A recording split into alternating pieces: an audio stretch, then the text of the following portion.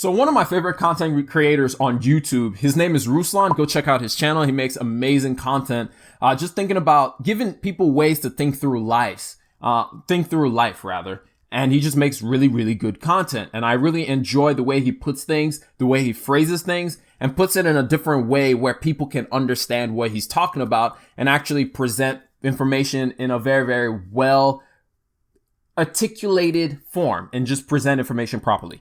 However, even when you like somebody's content, even when you like generally what the person stands for, even when you agree with most things that the person stands for, there are certain things that you will disagree with. And in this video, we're going to talk about one of the things that I completely, totally, vehemently disagree with Ruslan on, mainly because of a statement that he made. Well, it wasn't really a statement. It was more like statements that he made on a video where he was talking about the Dave Ramsey baby steps, which he disagreed with a couple of those. And now, first of all, it's not on the baby steps because you guys know I'm not the biggest fan of Dave Ramsey anymore, even though he helped me get out of debt. And, you know, I always tell you guys, Dave Ramsey is great to get you out of debt. But then after that, it's kind of like, eh.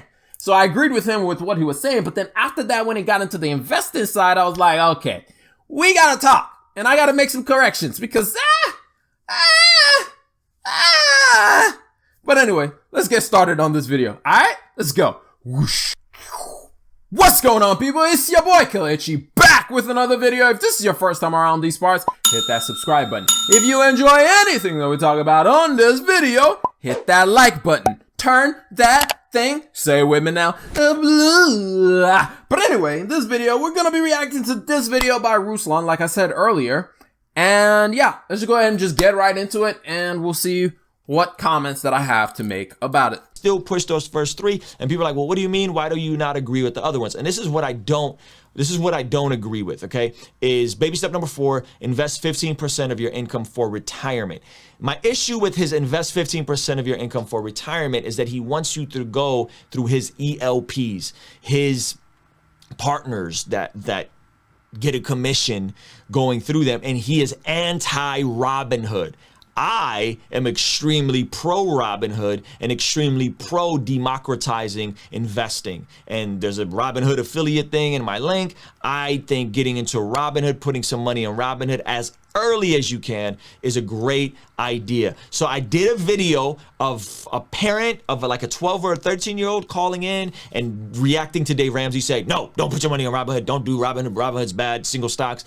Robinhood had these things called EFTs. EFTs are basically mutual funds. And if you put your money in an EFT, even if you got 3 months in an emergency fund, take the other 3 months of your emergency fund, put it in an EFT, it will grow faster than interest. I'm getting well above 50% on my money in the Robinhood app by not single stocks. I don't do single stocks, so I still agree with Dave there, but I do EFTs because you want your money to work for you, okay? So that, I'm not the fan of like get a Roth IRA and do this thing where you got to go through their ELPs. Not a fan of that. I think you can do it on your own. I think you can do it right inside of Robinhood. I think you could put your money in the S&P 500 EFTs, the top 500 companies in the whole S&P 500. Boom, that could be an S&P. My money, a lot of it is in TQQ and QQQ, which is a lot of tech companies. It does very, very well, even with the market taking a dip, right? So I love Robinhood. I love EFTs. I recommend it. And so that's where I'm like, Dave, you don't like Robinhood? I'm not a fan of that mentality. Another thing that... All right. It's a couple of things. First of all, let's talk about the stuff that I agree with. One is like Warren Buffett said, if you don't find a way to your money to be working for you while you're sleeping, you're gonna work until you die. So I definitely agree with him on getting your money to work for you. And I agree with him on the idea of just starting to learn the basics of investing, how to invest, all that good stuff. I agree with him on the earlier you start, the better for you in the long run. So all of that stuff, I completely agree with him. Also, I agree with him when it comes to Dave Ramsey. Like I said at the beginning of this video, Dave Ramsey is great for getting you out of debt. But after that, it's kind of like, it's kind of very lackluster after that. So I agree with him on all of that. However, when he starts talking about a Roth IRA and saying no to a Roth IRA, that's when I tend to perk up. That's when I tend to kind of get a little defensive about that because one, he has a large platform and there's going to be a lot of people that listen to him and be like, you know what? He's right. I'm going to do exactly what he says. As much as most people don't want that, most people don't want people to just like hear what they say and do as they do, rather they want them to go learn for themselves. That's not what's going to happen. Let's just be honest about it. Most people are just going to do exactly what somebody told them. And so my thing is, when you give people the advice of Robinhood over doing a Roth IRA, that in and of itself is a problem because on top of that, we also have the whole issue of too many people just rushing into Robinhood and gambling on Robinhood because Robinhood is so gamified. But that's a topic for a whole other day. Let's talk about the Roth IRA problem that I have. There's a saying, do not throw the baby out with the bathwater. Chew the meat and spit out the bones. Eat the meat, spit out the bones. So his problem with Dave Ramsey's ELP program, where Dave Ramsey gets a commission, all that good stuff, I completely understand it and I completely jive with it. His problem with mutual funds, I completely jive with it. If you guys don't understand why mutual funds can be bad, is because of the fees attached to mutual funds. So I'm going to bring up investor.gov to calculate, just to do a quick calculation of compound interest for you so you can understand why fees are so bad. We're going to say, let's say you invested $10,000. You have $10,000 and you're throwing it into the market.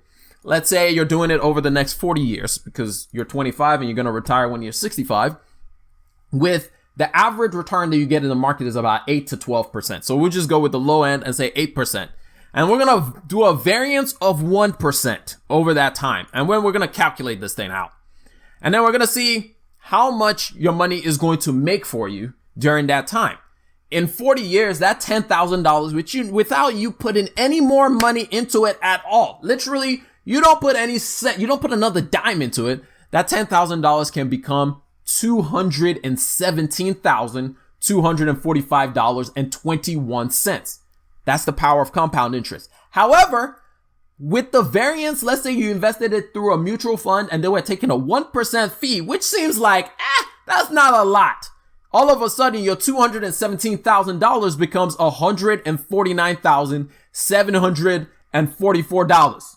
That is a lot of money. That is a lot of money. This is why mutual funds, I'm not going to say all mutual funds are bad. There are some mutual funds that are good, that have low fees. However, generally, most actively traded mutual funds, or rather actively managed mutual funds, cost you a lot of money. They are very expensive and cost you a whole lot of money when it comes to your gains, because what they're doing is they're playing on the compound interest on it. And plus, most of the time with these ELPs and with these type of accounts, the other problem is you're paying fees on top of it. So let's say, for example, you invest in $100, they're going to take like a 1% fee off the top of that $100. And so you're only actually investing $99. So again, I agree with Ruslan on the mutual funds. I agree with him on you getting started as early as possible. I also agree with him with the fact that you can do this by yourself. You don't need anybody holding your hand. You don't need any of that stuff. You can do this by yourself by taking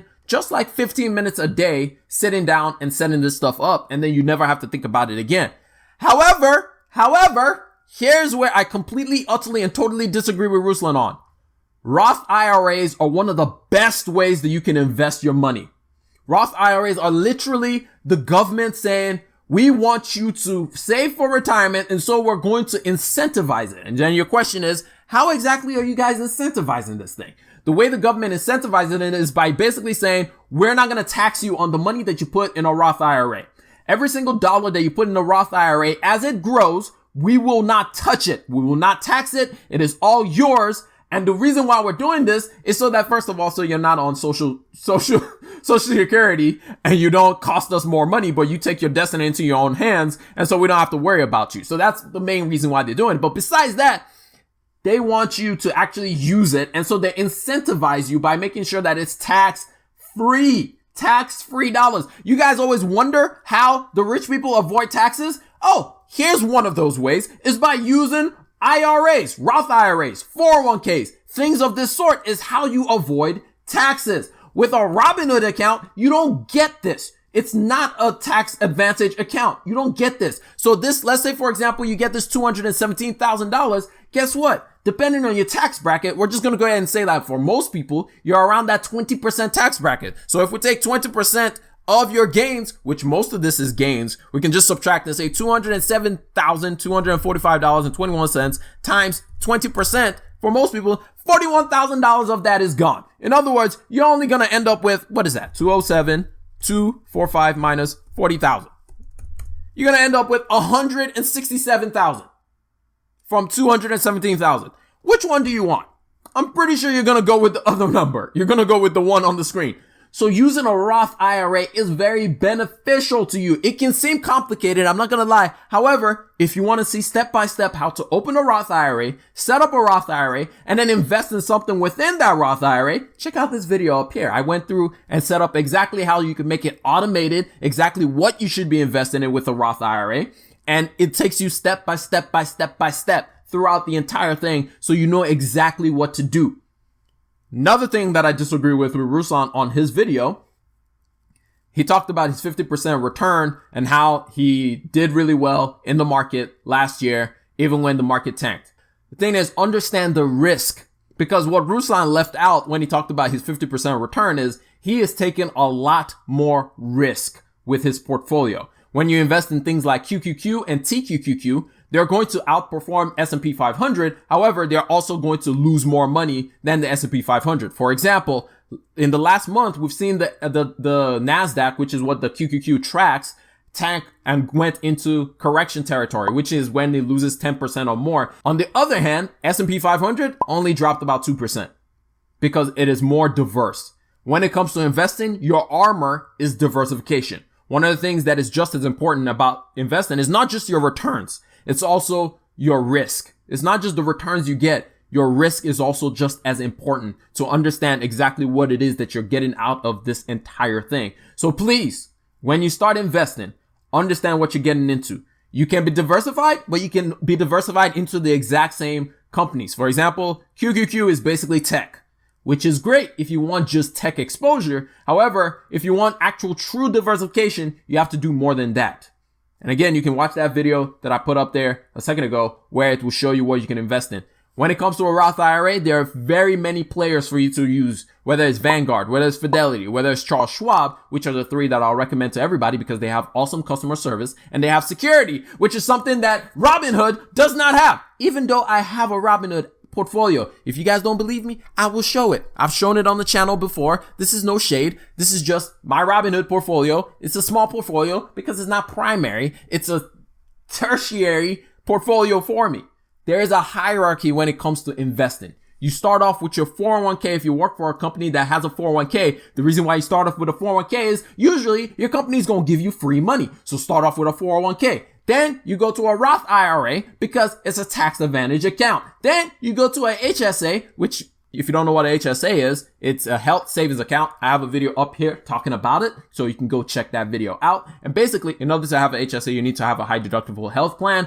That's beside the point. You can go check that video to learn more about that. After you do those three accounts first, then you can go into opening a Robinhood account. You can go into opening an M1 finance account, which M1 does have Roth IRAs as well, but that's beside the point. The point is, Robinhood should not be the first account you have. Now, I'm cool with you getting started with Robinhood, but do not put a majority of your money in Robinhood. I would say put most of what you're investing into a Roth IRA that can grow tax free, like completely, utterly tax free. All right. Anyway, that's all I got for y'all. I hope y'all learned one, maybe two things out of this entire thing. And if you did, hit that like button. If you loved it, hit that subscribe button. But I'm going to catch y'all up on the next one. Remember, generosity is always greater than greed. God bless each and every single one of y'all. And I'm out. I really hope he doesn't hate me for this. Peace. Whoosh.